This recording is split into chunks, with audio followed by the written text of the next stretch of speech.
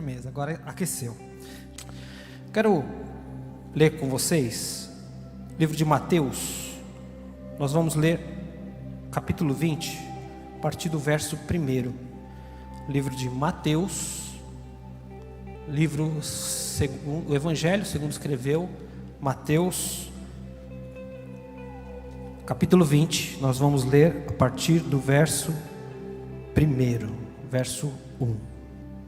Mateus 20, verso 1 diz assim: porque o reino dos céus é semelhante a um homem dono de terras que saiu de madrugada para contratar trabalhadores para sua vinha, e tendo combinado com os trabalhadores o pagamento de 1 denário por dia, mandou-os para a vinha.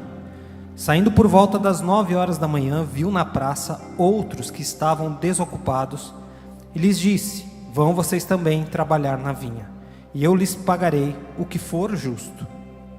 Eles foram, tendo saído de novo perto do meio-dia, e às 3 horas da tarde fez a mesma coisa. 6. E saindo por volta de 5 horas da tarde, encontrou outros que estavam desocupados, e lhes perguntou: por que vocês ficaram desocupados o dia todo? Eles responderam: porque ninguém nos contratou. Então ele lhes disse: vão vocês também trabalhar na vinha. Verso 8. Ao cair da tarde, o dono da vinha disse ao seu administrador: chame os trabalhadores e paga-lhes o salário, começando pelos últimos, indo até os primeiros. Chegando os que foram contratados às 5 da tarde, cada um deles recebeu 1 denário. Ao chegarem os primeiros, pensaram que receberiam mais, porém também estes receberam 1 denário cada um. Mas, tendo-o recebido, começaram a murmurar contra o dono das terras, dizendo: estes últimos trabalharam apenas 1 hora, mas você os igualou a nós, que suportamos a fadiga e o calor do dia. Então o dono disse a um deles: amigo, não estou sendo injusto com você. Você não combinou comigo trabalhar por 1 denário? Pegue o que é seu e saia daqui, pois quero dar a este último tanto quanto dei a você. Será que não me é lícito fazer o que quero com o que é meu? Ou você ficou com inveja porque eu sou bom? Assim, os últimos serão primeiros e os primeiros serão últimos. E agora nós vamos ler Mateus 25, 16. Aliás, 14. Que diz assim: pois será como um homem que, ausentando-se do país, chamou seus servos e lhes confiou os seus bens. A um deu 5 talentos, a outro deu 2 e a outro deu 1, de acordo com a capacidade de cada um deles, e então partiu. O servo que tinha recebido 5 talentos saiu imediatamente a negociar com eles e ganhou outros 5. Do mesmo modo, o que tinha recebido 2 ganhou outros 2. Verso 18. Mas o servo que tinha recebido 1 talento, saindo, fez um buraco na terra e escondeu o dinheiro do seu senhor. Depois de muito tempo, o senhor daqueles servos voltou e fez um ajuste de contas com eles. Aproximando-se, o que tinha recebido 5 talentos, entregou outros 5, dizendo: o senhor me confiou 5 talentos, eis aqui outros 5 que ganhei. O senhor disse: muito bem, servo bom e fiel, você foi fiel no pouco, sobre o muito o colocarei, venha participar da alegria do seu senhor. Verso 22. E aproximando-se também o que tinha recebido 2 talentos, disse: o senhor me confiou 2 talentos, eis aqui outros 2 que ganhei. Então o senhor disse: muito bem, servo bom e fiel, você foi fiel no pouco, sobre o muito o colocarei, venha participar da alegria do seu senhor. Chegando por fim o que tinha recebido 1 talento, disse: sabendo que o senhor é um homem severo, que colhe onde não plantou e ajunta onde não espalhou, fiquei com medo e escondi o seu talento na terra. Aqui está o que é seu. Mas o senhor respondeu: servo mau e preguiçoso, você sabia que eu colho onde não plantei e ajunto onde não espalhei? Então você devia ter entregado meu dinheiro aos banqueiros, e eu, ao voltar, receberia com juros o que é meu. Portanto, tirem dele o talento e deem ao que tem 10, porque a todo o que tem mais será dado, e terá em abundância. Mas ao que não tem, até o que tem lhe será tirado. Quanto ao servo inútil, lance-no para fora, nas trevas. Ali haverá choro e ranger de dentes. Amém? Vamos orar? Pai, nós somos gratos a Ti pela Tua palavra. Senhor, nós somos gratos porque estamos aqui reunidos em família, e nós queremos que o Senhor fale conosco através da Tua palavra. Queremos ir fundo, queremos ir no profundo da Tua palavra, Pai. Não queremos morar no raso, mas queremos ir mais profundo, porque queremos, Senhor, viver verdadeiramente o Teu Evangelho e o Teu Reino, Pai. Senhor, fala aos nossos corações, à nossa mente, que não venhamos a nos distrair, mas que o Senhor possa abrir o nosso coração, mente e ouvidos, para que nós possamos receber essa palavra, e essa palavra, como uma semente, possa encontrar no nosso coração uma boa terra, onde venha crescer e frutificar, e que esses frutos permaneçam, Pai.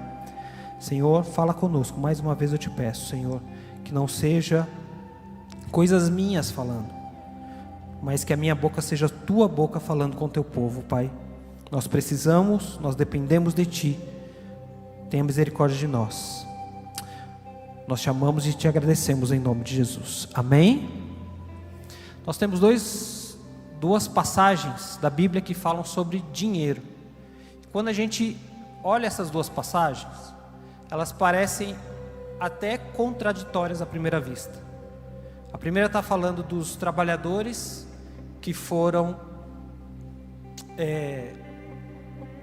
trabalhar na vinha a troco de um denário, uma moeda de denário, que era o valor pago a um trabalhador por um dia de trabalho. Quando chega no final da história, aqueles que trabalharam o dia inteiro, das 6 da manhã até 6 da tarde, esse era o horário de trabalho naquela época para o povo judeu. Aquele que trabalhou das 6 da manhã às 6 da tarde ganhou igual aquele que trabalhou só uma hora, das 5 às 6 da tarde. E quando a gente olha assim, a gente percebe uma característica do reino de Deus. Aqui está falando do reino, né? Verso 21, porque o reino dos céus é semelhante a... E vem a história, a parábola. Na segunda parábola, Jesus também fala de dinheiro. E naquele caso ele fala de talento. Talento era um valor monetário. E é bem diferente da primeira história. A primeira história, aquele que trabalhou pouco, aquele que trabalhou muito, ganhou igual. Já na segunda história, Jesus está contando de um Senhor que dá um valor em dinheiro a seus servos, e quando volta, cobra que aquele dinheiro tenha sido multiplicado. E aí parece contraditório, porque se Jesus estivesse falando essas histórias hoje, se ele estivesse caminhando aqui hoje, quando ele contasse a primeira história, num mundo polarizado que nós vivemos, nós acharíamos que ele tende para a esquerda. Por quê? Porque todos ganharam igual. Aqueles que trabalharam pouco, aqueles que trabalharam muito, todos ganharam igual. Não tem meritocracia. Aqueles que trabalharam mais, ganham mais, aqueles que trabalharam menos, ganham menos. Quando a gente vai para a segunda parábola, a gente fala, não, mas espera aí, essa história parece que está indo mais aqui para a direita, né? Por quê? Porque o Senhor dá um dinheiro para os seus servos, e ele, quando volta, ele quer prestação de contas, e ele quer que esse dinheiro tenha sido multiplicado. E por que eu estou falando isso? Não é para criar uma barreira no seu coração, Porque eu sei que tem algumas pessoas, quando a gente fala de política, elas criam uma barreira. Estou falando isso para você entender que o reino dos céus, ele não é uma visão política, um lado político. Aqui, hoje, nós estamos num mundo polarizado. Eu estou falando de política, mas tudo está virando polarização. Tudo, parece que as pessoas estão indo, escolhendo lados e escolhendo, às vezes, lados extremos. Então, não é só na política, até na igreja, né? É o calvinista de um lado, o arminiano do outro. E aí eles estão se discutindo lá na internet para ver quem tem razão. É o pentecostal do lado e o reformado do outro. É o que batiza por imersão no lado, é o que batiza por aspersão do outro. E por aí vai. As pessoas estão se dividindo ao invés de se unirem. No caso do Brasil, nós deveríamos nos unir, porque todos somos brasileiros e todos queremos um país melhor. Pelo menos, pensando de forma inteligente, deveríamos pensar assim. Todos queremos um país melhor, porque um país melhor é melhor para todo mundo. Sibeli contou aqui que nós estávamos em São Paulo e pela primeira vez eu fui assaltado. Nós estávamos ali. Nunca tinha sido assaltado antes. É claro que eu quero morar num país onde eu possa andar seguro com o celular, com o carro, até com o vidro aberto, e não sofrer nenhuma consequência. E isso não tem um problema. Então o que eu quero? Eu quero um país melhor. Na igreja, e o evangelho que deveria nos unir, nós estamos escolhendo linhas doutrinárias e nos separando. Então o mundo está polarizado. Então, algumas pessoas vão olhar a palavra de Deus e querer definir que Jesus é um revolucionário de esquerda ou um capitalista de direita. E aí, quando a gente olha as duas histórias, a gente começa a ficar confuso. Mas eu quero que você entenda que o reino de Deus não é um reino da política do lado esquerdo, nem do lado direito. Não, não. De forma alguma. Jesus, a palavra de Deus, aquilo que Deus estabeleceu, veio muito antes do que essas doutrinações e esses conceitos políticos. Então o que nós costumamos dizer? Que a palavra de Deus, o reino de Deus, é a terceira margem. Então não é nem a margem direita e nem a margem esquerda. A palavra de Deus, o reino de Deus, é a terceira margem, onde você está vendo de cima. Nem da direita, nem da esquerda, mas de cima. Por quê? Porque Jesus nos ensinou a orar: venha o teu reino. Então é o reino que vem de cima, estabelecer um reino aqui na terra. Ele não é de direita nem de esquerda, ele é de cima, ele é do alto. E a característica do reino é essa tensão entre um reino que virá, mas um reino que já está acontecendo no presente. Você está com a sua Bíblia aberta? Você vai ler aí em Mateus 20, verso 1, que está escrito assim: porque o reino dos céus é. O reino dos céus é semelhante. Se você for lá no verso, no capítulo 25 que nós lemos, e você voltar, isso aqui é uma continuação, né, do texto, e ele começa aqui no 25:1. Mateus 25:1 diz assim: então o reino dos céus será semelhante. Então ele é e ele será. Então o reino dos céus vive nessa tensão de algo que é, mas também será. Como assim? Algumas pessoas entendiam que o reino dos céus é algo que vai acontecer no futuro. Jesus vai vir com poder e glória, e vai reinar, e aí sim o reino dos céus será estabelecido.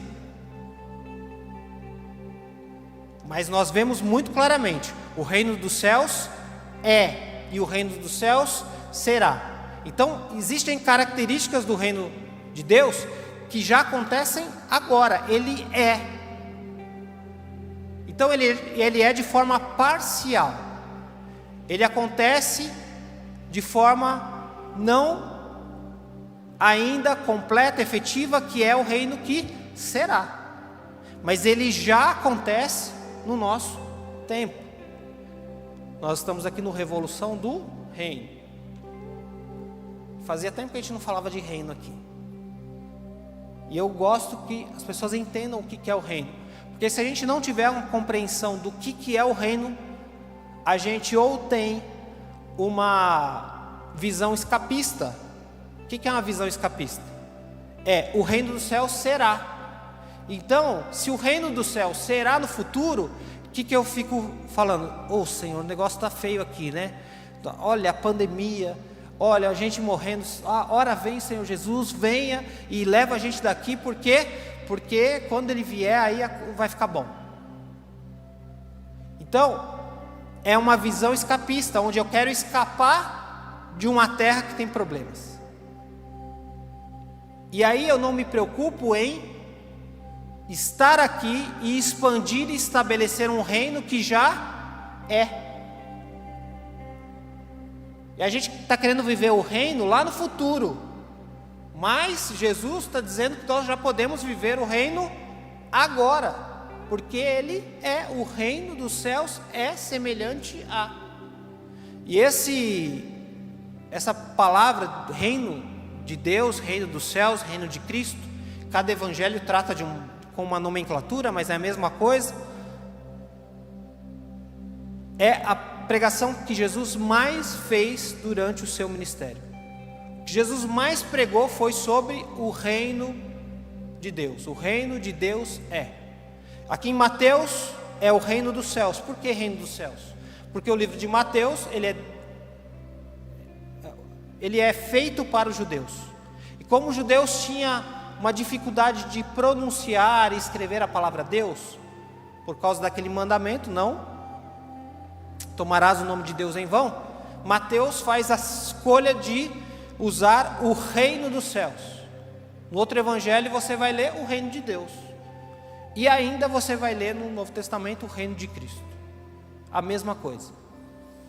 Por que Jesus gasta o seu tempo e a maior parte do seu tempo falando do reino? Porque os judeus esperavam um rei que viesse como Davi, um guerreiro que viesse libertar eles daquele domínio romano que eles viviam.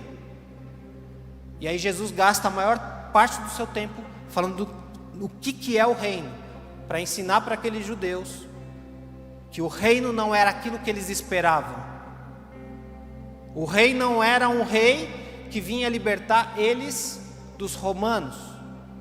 Tem alguns que estão esperando o rei, o Cristo, o Messias até agora, porque eles estão esperando um reino e um rei que vai libertá-los. Eles não reconhecem Jesus como esse rei. Mas Jesus vem apresentar um reino espiritual, um reino que vem nos libertar da morte, da escravidão, vem nos libertar de nós mesmos, vem nos libertar do pecado. É este reino que Jesus está nos ensinando. E na primeira parábola que nós estamos lendo, de Mateus 20, fala desses trabalhadores. E essa história vem em seguida de uma pergunta que Pedro faz a Jesus. Em Mateus 19 e 27, um pouquinho antes, Pedro, tomando a palavra, diz: eis que nós deixamos tudo e seguimos o Senhor. Que será, pois, de nós? Pedro está preocupado com ele. Larguei tudo, deixei tudo para trás. Aqui está na véspera do final da história de Jesus aqui, onde ele vai ser preso e crucificado.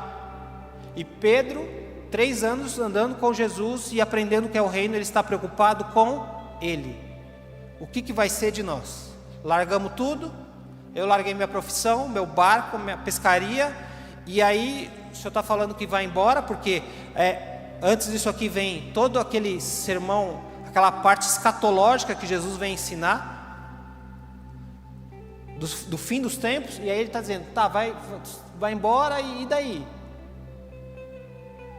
Eu, 3 anos aqui, larguei tudo à toa, o que vai ser de nós? A gente largou tudo, largou mão, e aí Jesus vem dizer, no final dessa passagem, no 30, porém muitos primeiros serão últimos, e os últimos serão primeiros.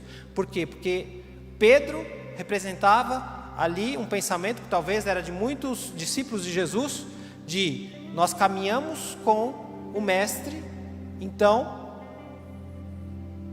nós somos os primeiros. Nós aqui, a gente pagou o preço aqui, largamos tudo e estamos aqui. Então, com certeza, a bênção de Deus vai ser muito maior para nós do que para aqueles que virão depois.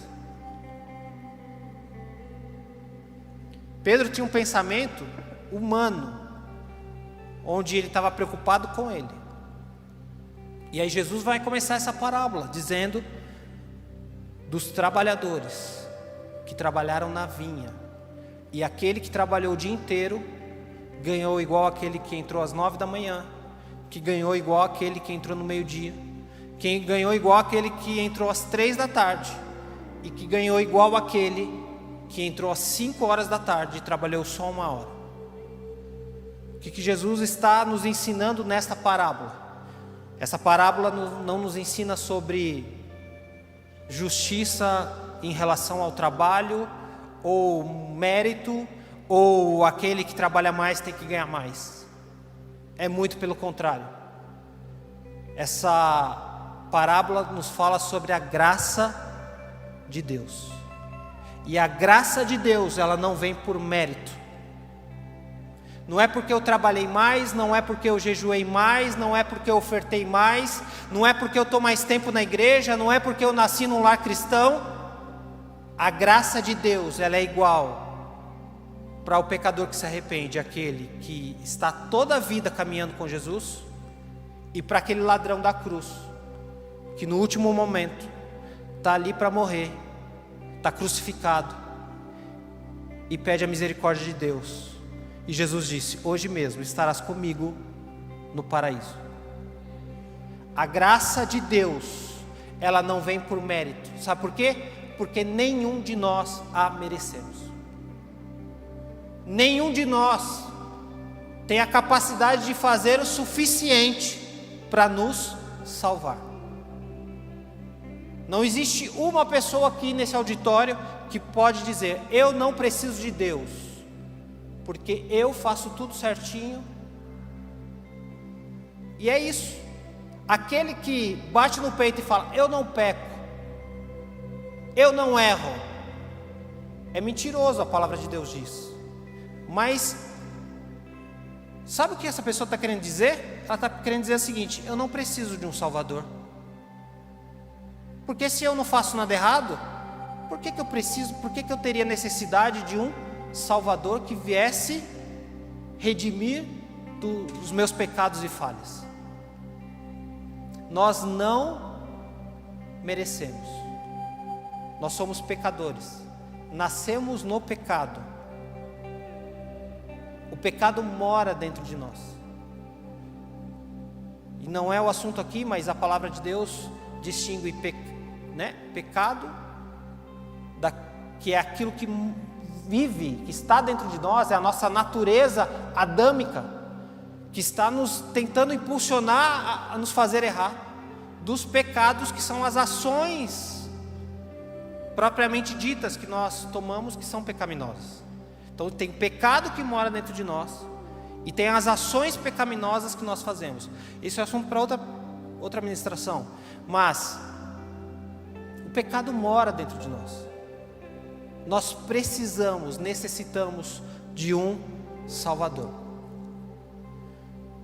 Interessante dessa parábola é que aqueles das 5 horas da tarde, quando o Senhor chega e passa lá, 5 horas, já está acabando o horário de expediente.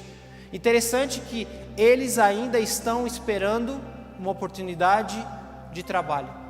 Às 5 horas, faltando 1 hora para fechar o horário, eles ainda estão lá sentados esperando. E o Senhor chega para eles e diz, verso 6: E saindo por volta das 5 horas da tarde, encontrou outros que estavam desocupados, e lhes perguntou: por que vocês ficaram desocupados o dia todo? Eles responderam: porque ninguém nos contratou. Duas coisas. Primeiro, bem rápido, aquela história que Deus não chama os desocupados. Você tem que estar trabalhando para Deus te chamar, hein? Bom, não é isso que a palavra de Deus diz. Deus só chama quem está trabalhando. Não, Deus chama quem Ele quiser, na hora que Ele quiser. E detalhe, não são eles que foram procurar trabalho, é o Senhor que vai até eles oferecer trabalho. Isso está falando da graça de Deus. Não fomos nós que fomos atrás, não fomos nós que escolhemos, mas foi Ele que olhou para nós, parados, e falou: venha trabalhar na minha vinha. O reino está aberto para um trabalho, para você realizar um trabalho. É isso que essa parábola fala. E detalhe, os das 5 horas, isso que eu queria dizer, talvez se sentiram rejeitados.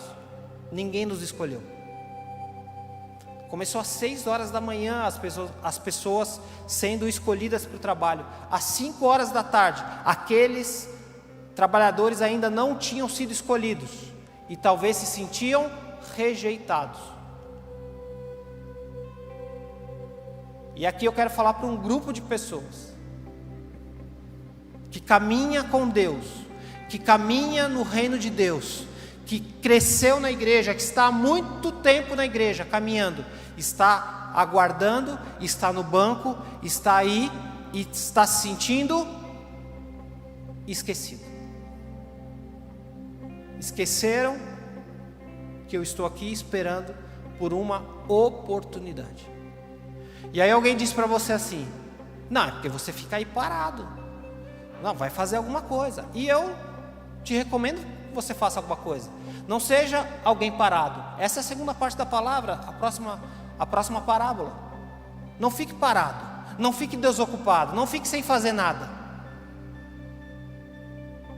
Mas eu quero dizer para você que mesmo parado aí, sentadinho, esperando uma oportunidade, talvez você já saiba o seu propósito, para que você nasceu, e você tem muita vontade de colocar o seu propósito em prática, mas você está aí parado esperando e ninguém te convida. Eu quero dizer para você que mesmo às 5 horas da tarde, o Senhor passa e pergunta: o que você está fazendo aí? Venha para a minha vinha, eu tenho lugar para você.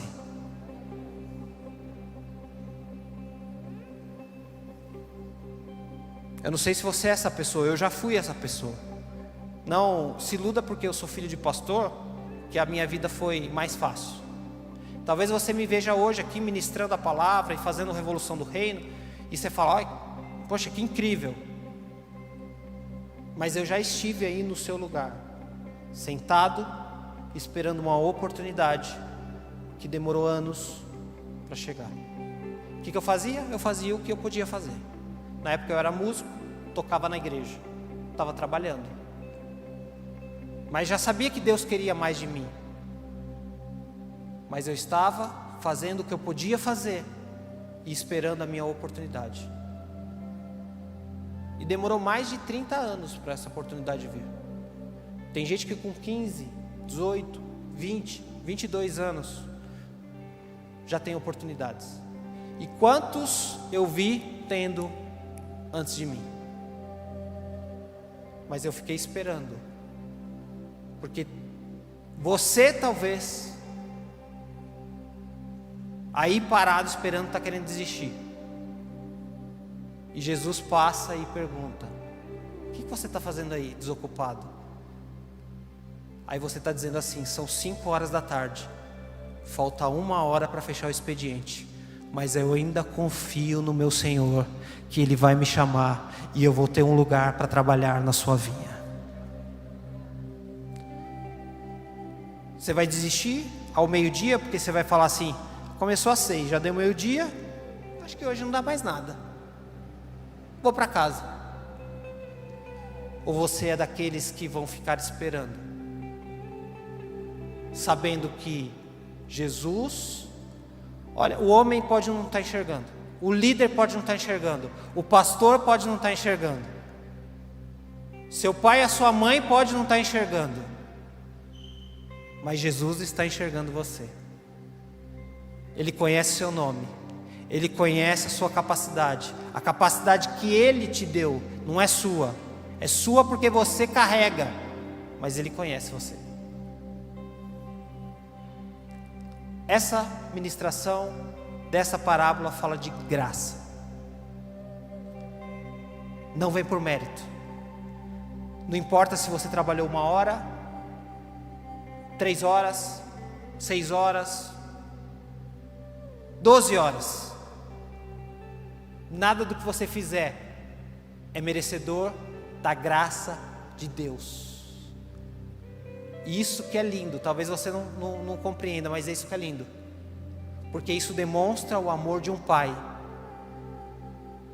um amor de um Deus que é pai, que olha e fala: não merece, erra, peca, mas eu vou derramar a minha graça sobre ele. Mateus 25, e aqui a gente vai para a segunda parte dessa ministração e o final dessa palavra. Mateus 25, a partir do verso 14, vai falar sobre esse valor em dinheiro, chamado de talento, que é depositado na mão dos servos, para que eles multipliquem. E Jesus está falando da ausência dele aqui, né? Pois será como um homem que, ausentando-se do país, ou seja, Jesus está falando que vai embora e que vai deixar uma herança, um valor na mão daqueles que vão ficar. E ele usa a nomenclatura monetária de talento. Talento não era uma moeda, não era vamos dizer assim, uma nota para nós aqui, uma cédula.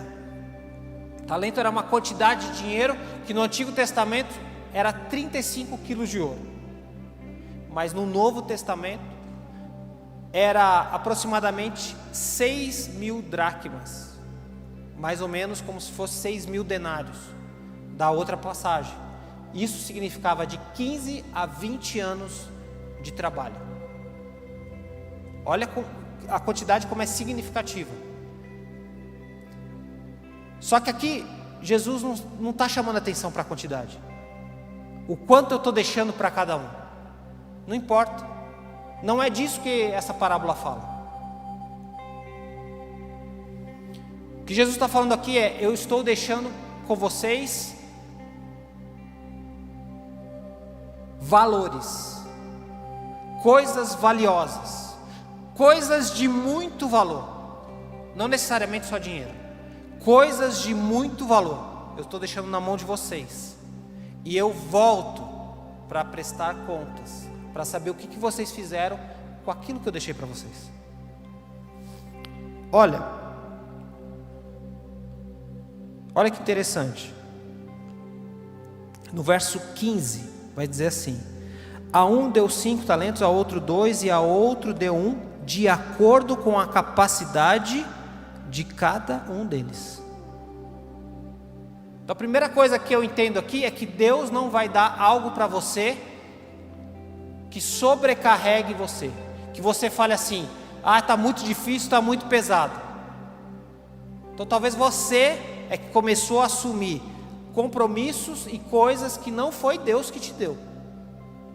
Porque Deus nos dá valor, dons, recursos, conforme a capacidade de cada um de nós. Ele sabe o que nós suportamos. Ele sabe o que nós conseguimos carregar. E aqui, por isso que a questão aqui não é o valor financeiro.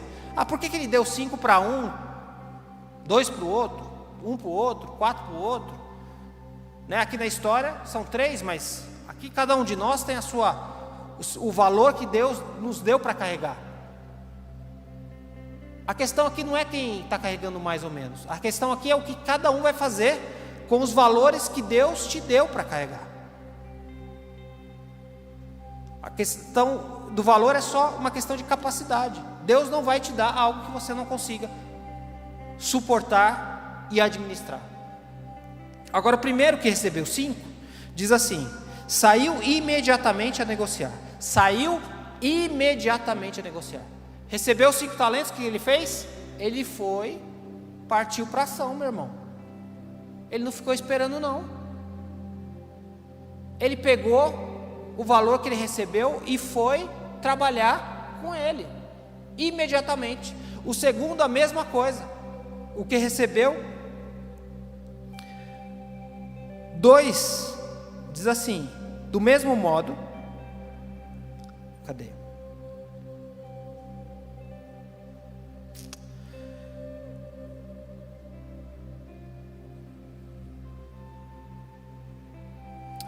A outro deu 2, e a outro deu 1, de acordo com a capacidade de cada um. Então partiu.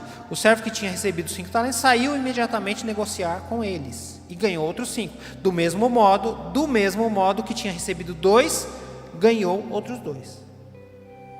Agora, tem um que recebeu 1 talento. E esse que recebeu 1 talento fez o quê? A palavra diz que ele fez um buraco, enterrou e guardou, porque isso era comum na cultura da época. Valores altos eles enterravam porque não tinha perigo de alguém roubar. Talvez provavelmente não tinha inflação que nós temos, né? Onde o dinheiro vai perdendo o seu valor com o passar do tempo. Inclusive, outra parábola vai dizer, né, da pérola que é de muito valor e que foi enterrada num campo, e que uma pessoa vendeu tudo que tinha para comprar aquele campo. Então, você vê que é uma prática comum, enterrar aquilo que é de valor, para que ninguém roubasse. E ele pega esse talento, enterra, para ninguém tomar aquilo dele. Quando o Senhor volta para prestar contas, o que pegou 5, voltou com 10 e falou: está aqui. O valor que o Senhor me deu, valores do reino, recursos, dons, tempo, tudo que o Senhor me deu, eu multipliquei, e agora em vez de 5 eu vou devolver 10. Aquele que recebeu 2, a mesma coisa, agora vou devolver mais 2. Quando chega o terceiro, ele fala: ó, eu sei que o Senhor é um Senhor severo, e eu fiquei com medo de perder o talento.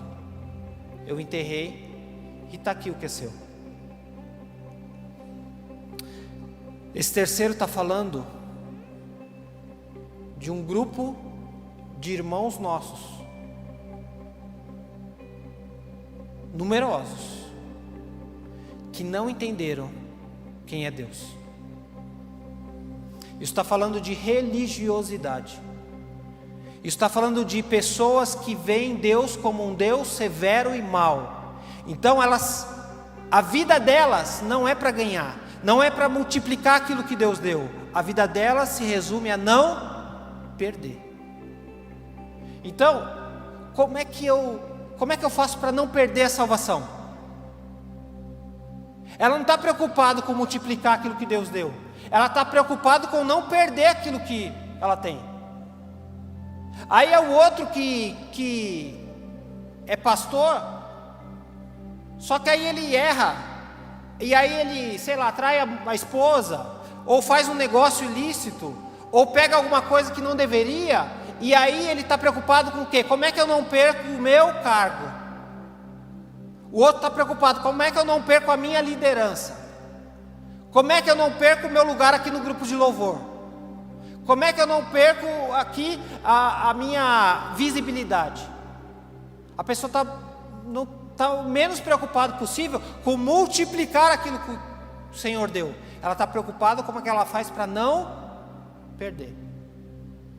São as pessoas que estão mais com medo de ir para o inferno do que vontade e desejo de morar no céu. Você conhece alguém assim? Eu conheço um monte. Quando eu abro uma caixinha de perguntas, as perguntas que mais vêm é: pastor, isso é pecado? Aquilo é pecado? Aquilo outro é pecado? São as pessoas que estão preocupadas em não perder, não estão preocupadas em multiplicar. São pessoas que estão preocupadas em qual é o limite que eu posso ir aqui, ó, até quanto que eu posso aqui na beirada do abismo sem cair. Ela não está preocupada em se afastar do pecado e viver uma vida com Deus e multiplicar aquilo que Ele deu. Elas estão preocupadas em não perderem o que receberam. E esse trabalhador aqui, esse servo aqui que ganhou esse valor, enquanto os outros pegaram os recursos que receberam e multiplicaram, esse enterrou. Sabe o que ele fez? Ele foi cuidar das coisas dele. E as coisas de Deus, ele enterrou. Quando Deus veio prestar contas, quando o Senhor veio prestar contas, ele falou: ó, está aqui.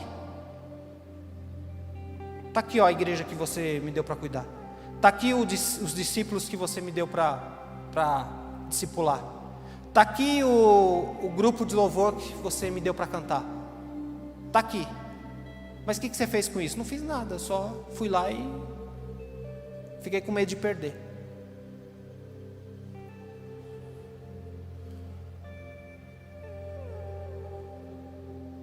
Essa parábola não está falando mais de graça. A parábola da graça é a outra, onde eu não tenho méritos, mas eu recebo. Não porque eu fiz alguma coisa, não porque eu fiz muito ou pouco, mas porque Deus olhou para mim, me amou, e mesmo não merecendo, Ele olhou para mim e falou: eu derramo graça sobre ele.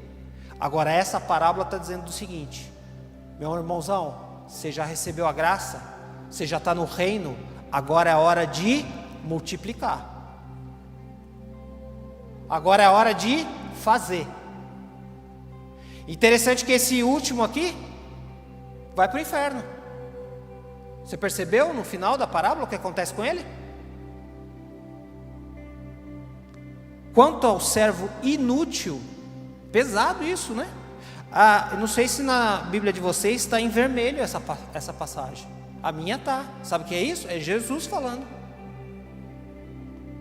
Jesus não é o hippie paz e amor que estão dizendo por aí, não. Jesus não é o cara que é o amor idealizado que você acha que... Não. Jesus é o cara que olha para os fariseus e chama de raça de víboras.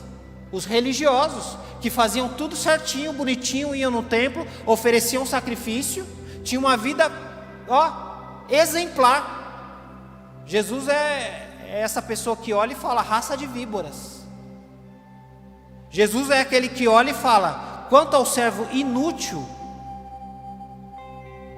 lancem-no para fora, nas trevas, ali haverá choro e ranger de dentes. Eu não sei se você sabe o que esses termos significam, mas está falando do inferno. E sabe por que ele vai para o inferno? Sabe por quê? Porque ele foi inútil. E por que ele foi inútil? Porque ele não gastou a vida dele pelo reino de Deus. E por que ele não gastou a vida dele pelo reino de Deus? Sabe por quê? Porque ele não entendeu o que é o reino de Deus. E ele não valorizou aquilo que Jesus fez na cruz, que foi derramar graça sobre nós. Aquele que entendeu a graça de Jesus lá da primeira parábola, não vai ficar parado, não vai ficar esperando, não vai desperdiçar o seu tempo. E eu sei que essa palavra é dura, só que nós estamos aqui quase 4 anos fazendo revolução do reino. Nós não vamos fazer entretenimento para você vir aqui se divertir e voltar para casa do mesmo jeito que você chegou aqui. Para isso o mundo tem muito a oferecer para você. Você não precisa vir na igreja para perder seu tempo. Isso você faz na rede social, isso você faz na Netflix, isso você faz no YouTube. Você vem na casa de Deus, em família, para ser potencializado, para viver o verdadeiro evangelho e cavar fundo e ir lá nas profundezas viver aquilo que Jesus quer que você viva.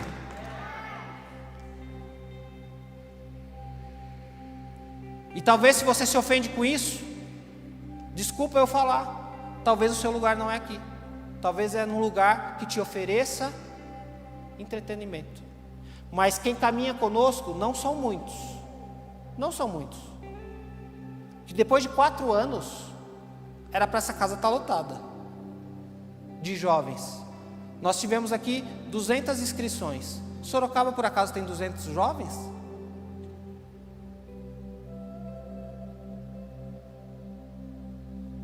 E talvez não esteja lotado, porque talvez as pessoas que estão vindo aqui não têm feito como o servo dos 5 e dos 2 talentos, multiplicado. Mas também talvez não está lotada, porque nós não vamos oferecer aqui um consolo para quem está indo para o inferno. O terceiro amigo aqui estava todo confiante. Enterrei, vou devolver, a minha parte está resolvida. Não entendeu o que aconteceu na vida dele e o privilégio que foi dado de entregar o talento na mão dele. Valores do reino na mão dele. Não entendeu. Porque quem entendeu isso, meu irmão, quem entendeu isso, não consegue viver outra coisa. E eu não estou dizendo para você que você não tem que ter um momento de diversão, de divertimento. Eu não estou dizendo isso para você não. Agora, até quando a gente vai ficar perdendo o nosso tempo? Até quanto o Netflix, o YouTube, a rede social vai ocupar o nosso tempo mais do que o reino de Deus? E eu não estou falando de cantar na igreja, nem de ministrar na igreja não. Ah, pastor, mas eu só sou um estudante na minha escola. Então é você que Deus quer. Porque a escola que você está, a faculdade que você está, eu não entro lá para falar de Jesus, mas você já está lá dentro, para levar valores do reino de Deus lá para aquele lugar.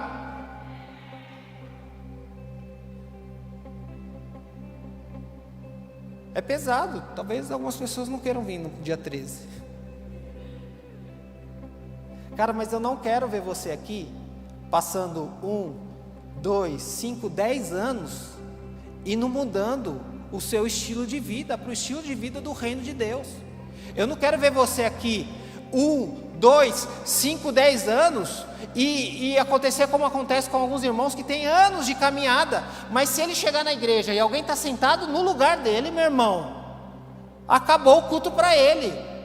Por quê? Porque ele não entendeu os valores do reino de Deus.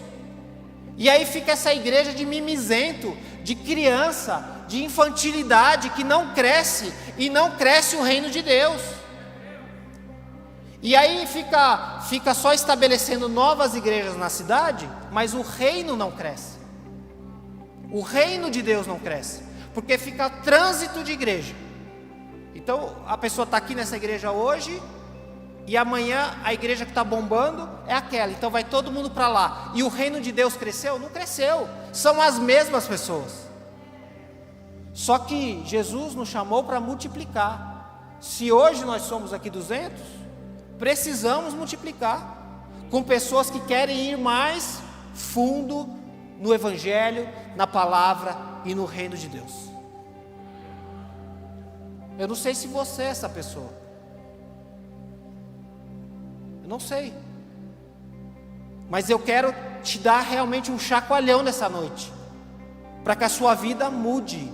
Evangelho não é vir na igreja para, como diria um teólogo aí da internet, para ser good vibes.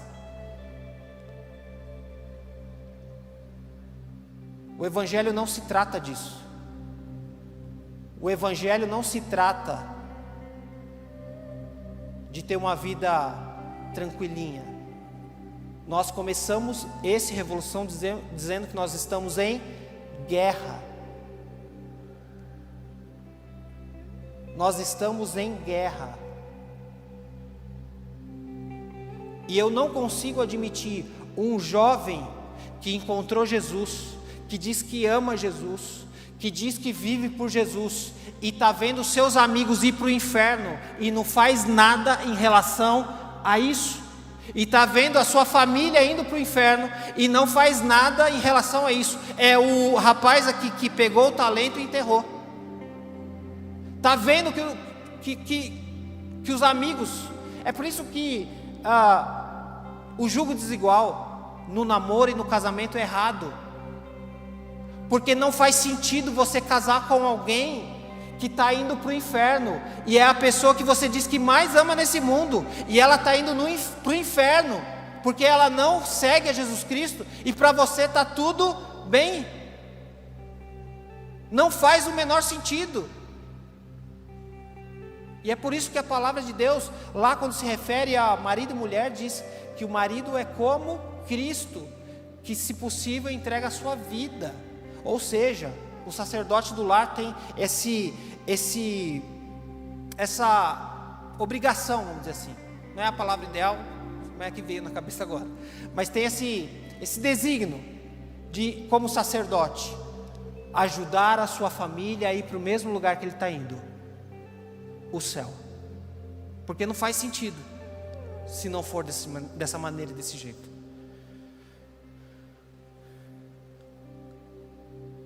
Desculpa se eu estou sendo duro, mas eu não quero ver você daqui a alguns anos fazendo mimimi por causa que na sua igreja tem um problema, porque o meu líder falou um negócio, porque a irmã passou por mim e nem me viu e não me cumprimentou.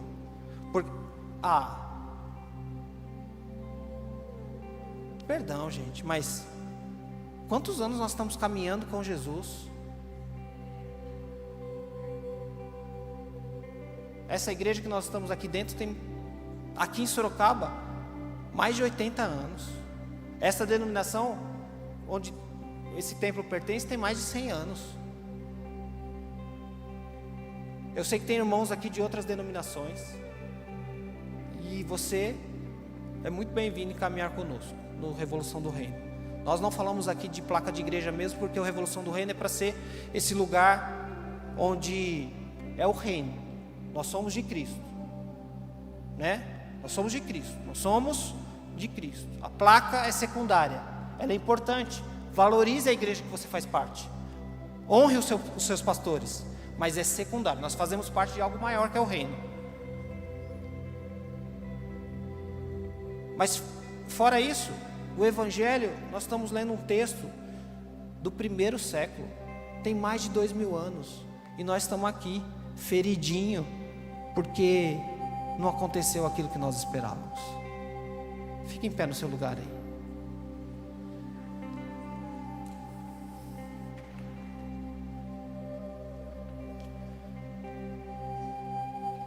A palavra de Deus diz que o Senhor é meu pastor, nada me faltará, e com a sua vara e seu cajado me consolam.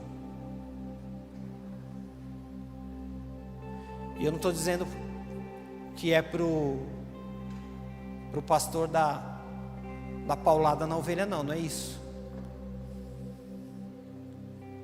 Mas a ovelha é um animal assim meio cego, né? Ele não enxerga muito bem. E é muito fácil ele se perder do bando. muito fácil ele se perder ali do seu grupo de ovelhas. Então a vara é às vezes para bater, não forte, mas bater para chamar a atenção, falar, está indo para o lugar errado aí. E o cajado tem aquele formato que é para quando a ovelha cair no lugar, ele poder enganchar e puxar, salvar aquela ovelha. Então,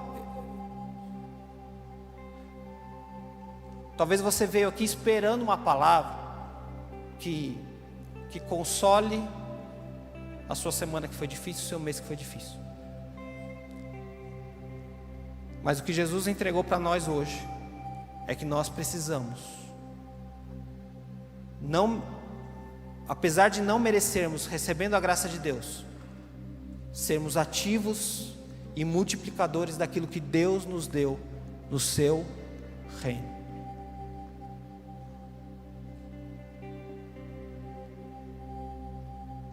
Eu quero que você feche a cabeça, nós vamos orar. Eu já estou encerrando, já passamos das 10, eu já estou encerrando. Nós não vamos adiantar muito no horário, para respeitar o horário. Mas eu quero deixar você por um minuto falar com o Senhor. Interessante, né? Que na passagem aqui diz que o Senhor saiu, demorou muito tempo, e depois quando voltou ele quis fazer um acerto de contas. E esse Senhor chama de amigo, né? Ó amigo. Obviamente está falando de Jesus aqui. Nós estamos nesse meio aqui. Jesus veio, Jesus vai voltar. Nós estamos aqui no meio, onde o noivo está ausente. E Ele nos entregou valores. Então eu quero que você fale com esse amigo, com esse Senhor. Eu quero que você seja sincero. Se a palavra, eu vou usar um termo aqui que talvez você não entenda, mas é isso. Se a palavra te ofendeu hoje, ela é para você. Se a palavra bateu forte, ela é para você. Eu quero que você hoje fale com Jesus, fale com o seu amigo que te entregou valores, te entregou tempo, te entregou dons, te entregou recursos financeiros, te entregou várias coisas. Eu quero que você peça perdão para Ele, porque você não conseguiu multiplicar, ou você não multiplicou aquilo que Ele esperava. Eu não estou querendo colocar culpa em você, eu estou querendo que você acorde, eu estou querendo te dar um chacoalhão espiritual, para que a partir de hoje você não seja mais o mesmo dentro do reino. Eu estou te dando um chacoalhão espiritual para que no próximo você convide todo mundo que você conheça para estar aqui. Mas não só convide, se torne amigo, a ponto dessa pessoa falar: onde você vai, eu quero estar junto. Mostre o amor de Cristo através das suas ações e atitudes. Não seja como diria antigamente os pastores pentecostais, não seja um agente secreto de Jesus. Eu quero que as pessoas olhem para você e vejam que em você há algo diferente. E o que é algo diferente em você? É a luz de Cristo que está refletindo através da sua vida. Então eu vou te deixar por um minuto, vou ficar em silêncio aqui, a banda vai tocar bem baixinho. Depois a gente vai orar junto.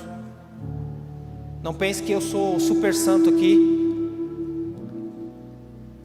Quantas vezes eu e minha esposa, a gente está ali em casa e a gente fala assim: a gente precisa fazer mais. A gente precisa gastar mais a nossa vida pelo reino de Deus. Eu também preciso orar com você. Essa palavra, antes de falar com você, ela falou comigo. Nós vamos orar juntos. Mas eu vou te deixar um minuto você falar com Deus. E você pedir perdão para Ele. Se essa palavra tocou você, e você sabe que você precisa multiplicar mais para o reino. Você tem olhado para você, mas não tem olhado para o reino. Eu quero que você fale com Ele, mas que você se comprometa. Se você se comprometer, Ele vai te ajudar. Muitas vezes Ele espera o primeiro passo nosso. Às Às vezes a gente não vê nada na nossa frente, mas Deus está perguntando assim: será que Ele quer mesmo isso? Ele espera que você dê a primeira atitude, o primeiro passo. Você dá o passo, Ele coloca o chão. Então, por um minuto, ore, fale com Ele.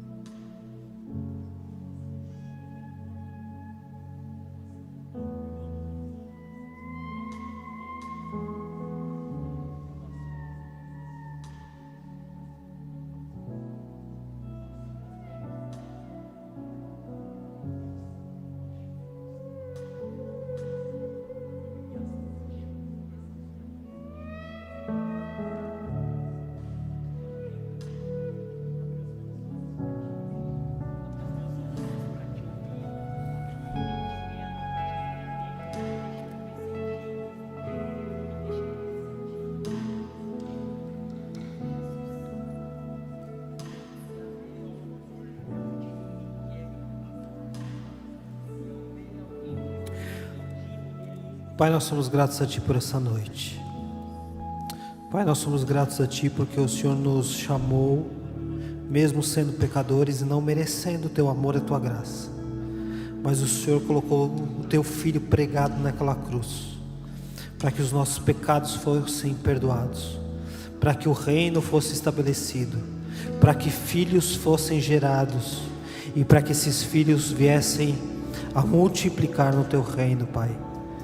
Pai, nos perdoa pelos momentos que nós gastamos o nosso tempo e a nossa vida, Pai, em coisas inúteis, Pai, em séries, em filmes, em futebol, em redes sociais, Pai. Pai, que não sejamos tão consumidores desse mundo caído, mas que nós sejamos, Senhor, trabalhadores do Teu reino, que nós não tenhamos vergonha de falar do Teu evangelho, do Teu nome, vivenciar esse reino todos os dias, Pai. Pai, nos perdoa porque às vezes nós estamos olhando e mais preocupados conosco do que com o Teu reino e contigo. Esquecemos que nós somos passageiros nesse mundo e que o nosso tempo em algum instante vai se findar. Existe uma frase que diz que quando nós nos formos, nós seremos com o tempo apenas um retrato na estante. Depois, nem isso seremos. Nós seremos esquecidos, Pai. Nosso tempo vai passar, mas que nós tenhamos consciência que o Teu nome é eterno, que vai de eternidade a eternidade, e que nós sejamos esses agentes do Teu reino, Pai, para levar e expandir o Teu reino a todos os lugares, Pai. Pai, que sejamos aqueles pequeninos que acham que talvez foram desprezados, que eles possam entender que aquilo que o Senhor entregou na mão deles pode alimentar multidões na mão de Jesus. Como aquele menino dos 5 pães e 2 peixinhos que André levou até Jesus. Ele não saiu esperando alimentar uma multidão, ele saiu com uma marmita esperando alimentar a si mesmo. Mas nas mãos de Jesus, aquela marmitinha, aqueles 5 pães e 2 peixes, multiplicaram e alimentaram uma multidão, Pai. Então aqueles que acham que tem tão pouco, que eles possam entregar esse pouco nas mãos de Jesus, para que multidões sejam alimentadas, Pai. Pai, obrigado pelo tempo que nós vivemos. Nós nascemos para esse tempo, o tempo onde nós podemos falar do Teu nome nas redes sociais, para dezenas, centenas, milhares, alguns milhões de pessoas, Pai. Nós podemos falar para pessoas que talvez o Evangelho não alcançasse, mas nós estamos ali e nós queremos, Senhor, que aquilo que façamos, aquilo que postamos, aquilo que dizemos, Senhor, resplandeça a Tua glória, o Teu amor e a Tua graça, Pai. Pai, nós queremos entregar na Tua mão a nossa vida. Muitos daqui cresceram no lar cristão, talvez nunca tiveram essa oração. Talvez quando perguntados eles dizem assim: eu cresci no lar cristão, e nunca podem dizer que existe um dia, um momento que eles realmente entregaram as suas vidas. E quando eu digo entregar a vida, eu não estou dizendo de entregar uma parte dela, eu não estou dizendo de entregar o coração, eu não estou dizendo de entregar os domingos, alguns menos ainda, os domingos à noite apenas. Eu estou dizendo de entregar a nossa vida, que a nossa vida possa queimar pelo Teu reino, Pai. Que nós possamos falar como o apóstolo Paulo: eu me gasto e deixo gastar pelo Teu reino e pela Tua obra, Pai. Pai, que nós possamos fazer mais pelo Teu reino, que nós possamos olhar aqueles que estão indo a passos largos para o inferno e ter compaixão e misericórdia deles. Pai, que nós possamos perder a vergonha de falar que somos cristãos verdadeiramente, que nós possamos expandir o Teu reino aonde o Senhor nos plantou. A igreja como instituição não vai entrar naquela faculdade, não vai entrar naquele emprego, naquela sala, não vai entrar naquela firma, talvez não entre naquela casa, talvez não entre naquela prisão, talvez não entre naquele hospital, mas nós, agentes do Teu reino, estamos lá e queremos ser usados por Ti. Nos incomoda, Senhor, aonde nós estivermos, nos incomoda, nos tira da inutilidade, nos tira da inércia, nos tira do lugar onde nós enterramos o nosso tempo, os nossos valores, os nossos dons, as nossas finanças, e nos coloca nesse lugar onde nós somos multiplicadores, Pai. Pai, levanta aqui, Pai. Levanta aqui pessoas que vão multiplicar para o Teu reino, Pai, que vão multiplicar na Tua obra. Senhor, levanta aqui pessoas que hoje falam que estão cansadas de não serem, não se sentirem e não fazerem nada, mas que vão ser agentes ativos do Teu reino, Pai. Pai, honra a palavra dessas pessoas. Quando elas colocarem o pé, que o Senhor coloque o chão. Quando elas falarem de Jesus, que o Espírito Santo comece a agir, porque não somos nós, não é sobre nós, não é sobre o que nós conhecemos de Bíblia, não é sobre quanto nós frequentamos a igreja, mas é quanto de reino está em nós e o quanto de reino nós colocamos em ação. Seja a Tua voz falando com as pessoas, Pai. Pai, nós não queremos ser pessoas que transitam entre denominações, mas queremos ver o Teu reino se multiplicando nesta cidade. Pai, não precisa trazer mais nenhuma igreja aqui que venha roubar irmãos nossos. Não precisa trazer nenhuma igreja aqui que venha a desvirtuar irmãos nossos. E eu não estou falando de Assembleia de Deus, eu estou falando do Teu reino. Senhor, não permita mais que venha aqui pessoas que venham transfigurar a mensagem do Evangelho. Pai, mas levanta uma geração, levanta uma igreja que venha a impactar essa cidade, Pai. Nós somos poucos, mas o Senhor com pouco faz muito. No começo eram apenas 12, e nós estamos aqui no Brasil, tão distante daquela terra, porque aqueles 11 que caminharam contigo e o apóstolo Paulo começaram a falar, pregar e viver o teu evangelho, Pai. Então que nós venhamos entender que apesar de sermos poucos, nas tuas mãos nós podemos impactar o mundo, Sorocaba, esse estado que é tão carente da tua presença, Pai. Pai, eu te agradeço por essa noite, te agradeço, Senhor, por cada um que está aqui. Te agradeço, Pai, Senhor, porque apesar do frio, apesar de outras oportunidades, de outros lugares que nós poderíamos estar, nós estamos aqui. E essa palavra não é para quem não está aqui, essa palavra é para quem está aqui, a começar de mim, Pai. E que nós venhamos a entender esse chacoalhão espiritual, que nós venhamos a partir para a ação dentro do teu reino, Pai. Então obrigado, Pai, por essa noite. Obrigado por essa palavra que nos, Pai, que nos confronta e que nos impulsiona a viver algo, não apenas sermos crentes de banco, como dizia antigamente, mas agentes do teu reino. Pai, eu te agradeço por cada um que está aqui, por cada casa e lar representado. Eu te agradeço por cada um que está nos assistindo agora, nesse momento. Que o Senhor possa invadir as casas e os lares nesse momento. Eu te agradeço por cada um que vai ouvir e ver essa ministração em um outro tempo, Pai. Que isso venha alcançá-los também, Pai. Eu te agradeço por tudo que tem feito por nós. Pai, obrigado por essa noite, obrigado pelo time RDR, obrigado pela vida da Cibele, obrigado pela vida do Márcio, que ministrou aqui no começo, o Mateus, que ministrou aqui a oferta, obrigado pela vida da Aimee, do time de Libras, que tem ministrado para aqueles que com outra linguagem também podem ouvir a tua palavra. Obrigado, Senhor, por cada um que está aqui. Que não sejamos os que estão no púlpito e os que estão no banco, mas que todos sejamos